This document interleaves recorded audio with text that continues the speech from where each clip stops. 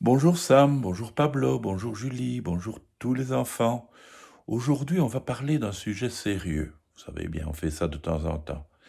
Il y a des enfants, certains parmi vous peut-être, qui vivent seulement avec papa ou seulement avec maman. Et ça arrive pour différentes raisons. C'est de ça qu'on va parler aujourd'hui. Vivre seul avec papa ou maman. Il arrive qu'on n'ait que son papa ou sa maman à la maison. Parfois, il y a des frères et sœurs. Parfois, on est seuls tous les deux. Parfois, les parents sont divorcés ou séparés. Alors on va aussi chez l'autre parent. C'est un peu comme avoir deux maisons. Mais quand les parents n'ont jamais vécu ensemble ou sont très fâchés, il arrive qu'on ne voit jamais l'autre parent. Et c'est triste.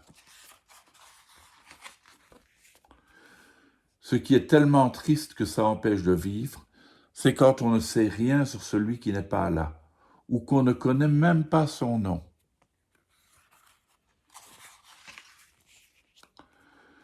Quand on y pense tout le temps, ou qu'on en rêve, c'est mieux d'oser en parler, même si on croit que ce n'est pas bien de le faire.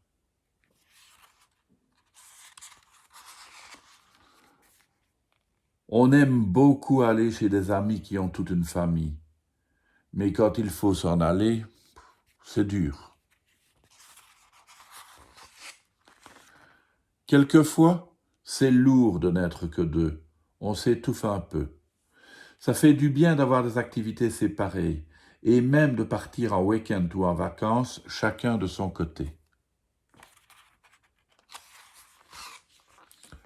Quand on sent que son papa ou sa maman sont tristes, on croit parfois que c'est de notre faute, ou que c'est à nous de les consoler.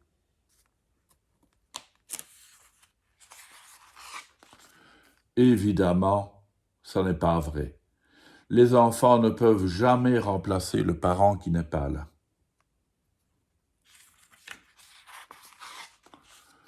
Souvent, quand notre papa ou notre maman tombe amoureux de quelqu'un de nouveau, on commence par être jaloux et malheureux.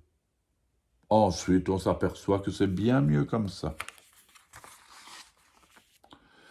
Heureusement, il y a les cousins, les grands-parents, les oncles, les tantes, les marraines, les parrains, les amis. La famille de cœur est la plus grande de toutes les familles.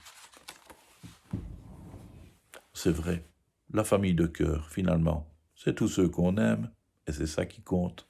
À demain les enfants.